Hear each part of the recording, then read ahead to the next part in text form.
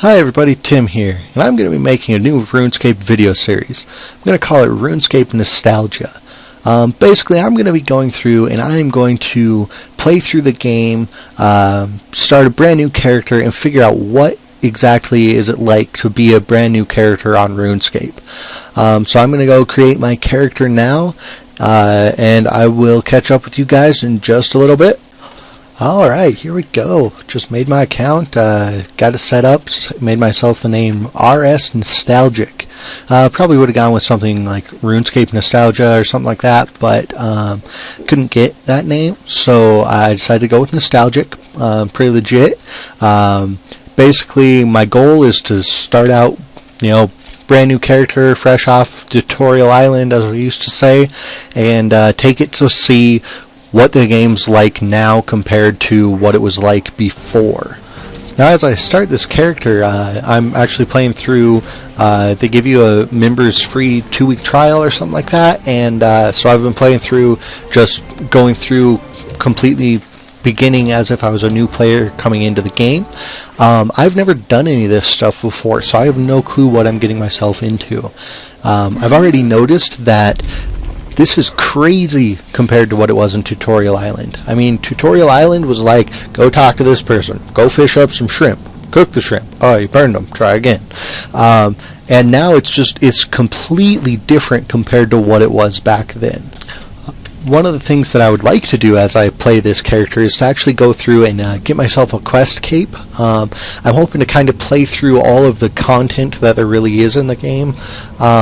I don't know, maybe eventually I'll go for something like a mask's cape, but really completionist cape is what I want. The game has just changed so much since I first started playing. I mean, everything is completely different. The graphics are better, the gameplay is pretty much the same, but a little bit more advanced at least. And this voice acting is really just like impressive to me, that they've gone through and are making quests now where the NPCs actually talk to you. It used to be just click through dialogue boxes, and most people go through just as quickly as they could. Another interesting thing that I've noticed is that there are actual storylines now. I know that there were like technically storylines, but if you went back now and you were playing through like Prince Ali Rescue, you would just like laugh compared to the stuff that goes on now in quests. I mean, you have to go save the guy from the prison and you dress him up like a girl. Now that quest doesn't even exist because they decided to upgrade their beginning level quests and to really set a new standard for what to expect as you're playing through the game. One thing that I did start out doing on this account was actually going through and recording everything that I had done. I realized pretty quickly that that was going to be really boring. So one thing that I'm going to try and do is record quests and basically go through every quest that I can and record, if not a guide, at least a playthrough of them.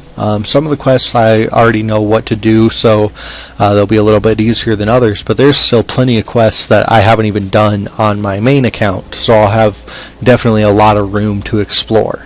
One of the nicest things that Jagex has decided to do, at least specifically for new players, is if you go into your quest log, it actually will now tell you what items do you need for a quest.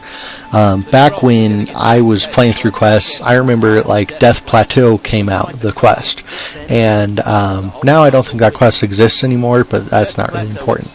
But back then, it was just like, guess at what you had to get. I remember me and like 3 or 4 friends were just playing through that quest, and one of us would be like, oh man, we need bread, and so one person would run off and go make like a ton of bread for everybody just because one of us found we needed it. We'd go through and so we'd be like, oh, you need an iron bar, and so we'd be like, I have that in my bank, awesome. And it was really cool to go through and discover the stuff that you would get, but it was also nice now to be able to go and say, okay, I know I'm ready to do this quest. I know I have all the items. There's not going to be some random, I don't have this item so I can't do anything.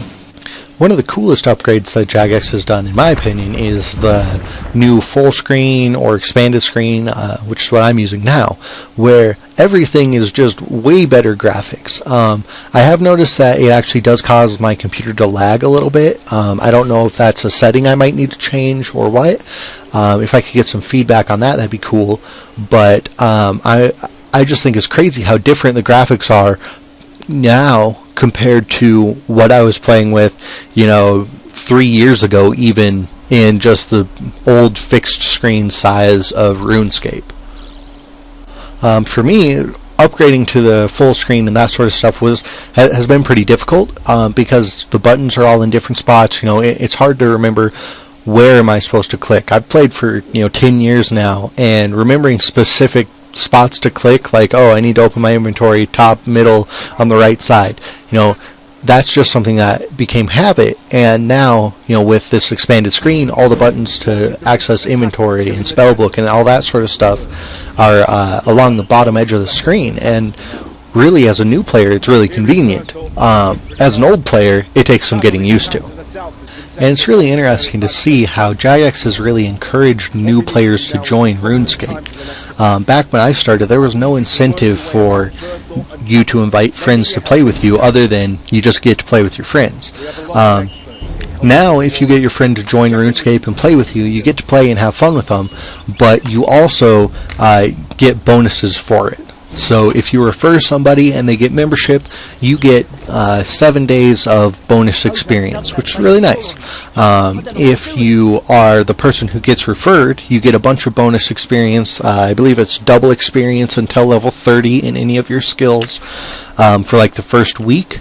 I'll talk about that in a little bit. But it's really cool to see that Jagex really wants to increase their player base and increase the likelihood that you have a friend to play the game together. Probably my favorite times in middle school were hanging out with friends just playing RuneScape. PKing together really is what we almost always did. We'd run out to the wilderness and Varrock level 1 to level 3, and there'd be just a big old brawl. Me and my friends versus whoever was online, and that was a ton of fun. That was probably, out of all the things I've done on RuneScape, PKing and Varrock, best thing. Now, a lot of you guys might be wondering why exactly I decided to call this video series RuneScape Nostalgia. Well, really my goal was to go through and to figure out what are the differences that people who's starting now would see. Back when I started on the original tutorial island. That was years ago, and it was hard to figure out exactly where to go, what to do after that. There wasn't any real direction at all in the game after tutorial island. Now, as a new player starting out, you get to go and there's a lot of stuff to do right after the tutorial. So the original tutorial area is that little quest zone, and then you break out into basically the real world. So as you can see, I right click around and I can see other game or other players that are in the game right now, and I see them all mining and doing all sorts of things. The game points at any unique areas that I need to know about. In this case, I'm supposed to be mining some copper, so it points out copper for me. The quest leads you to where you're supposed to go without really making you feel like you're an idiot. It's a good tutorial in that you're actually learning, not just being told exactly what to do. Another nice thing that they do for new players is they set them up with equipment that gives them bonuses early in the game. So if you use a refer a friend link with one of your friends or anything like that, they actually can get a week of bonus experience. So throughout these next couple of videos, you can see that I've used this bonus experience to try and get level 30 in all of my skills. I know that it seems kind of random. I mean, level 30, whatever. But the double experience only actually lasts until level 30. So a lot of times I've run around and just tried to level up my specific skills to level 30 before going on and doing something different. One of the bonus pieces of equipment that they actually give you when you start playing is the Dwarven Army Axe, which I'm getting right now. The Dwarven Army Axe is really cool because as you progress through this beginning zone, the Birth Orb area, you get different bonus tools that will add on to it. So in the beginning your tool starts off, and I believe it gives you a little bit of bonus experience when you are mining. As this is the first zone that you've done. Afterwards you get bonuses to crafting, bonuses to wood cutting and fire making and fletching, and you know, basically it becomes this multi-tool that gives you a little bit of bonus experience early in the game that you never really saw starting out when I started playing. I mean, when I started playing, they let you go into the main world after you do your tutorial, and basically as soon as that happens you're just on your own. You had to find out through friends or anything like that, what is the actual goal of this game, where do I go, what quest do I do, anything like that. And that's actually another nice thing that they do in this Birth Orb area. If you notice, when you talk to anybody, they have like talk to this person, trade with this person, and then the final option that you get is get recommendation.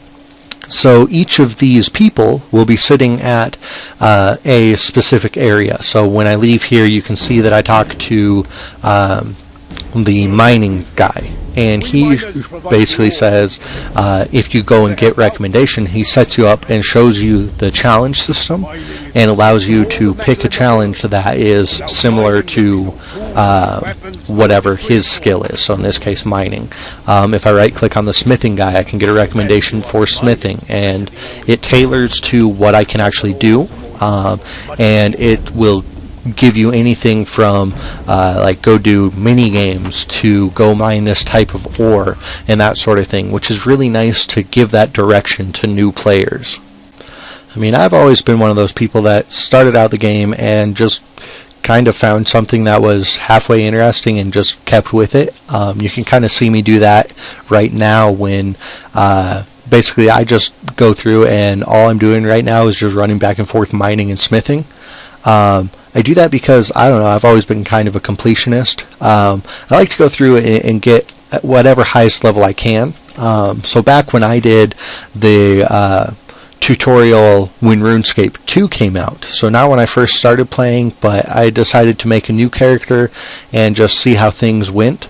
And I noticed that in the tutorial for RuneScape 2, you would actually max out your levels at level 3. So any skill you trained, the highest level that you could actually get would be level 3. And so when I would play, I would go and I leveled up every single skill in the tutorial that I could to level 3, and I just thought that was really cool. Now I'm getting close to the end of this video, so I just want to say, everybody, if you like the video, give it a like. If you think this is something interesting, feel free to subscribe, get all my videos. Thanks, bye.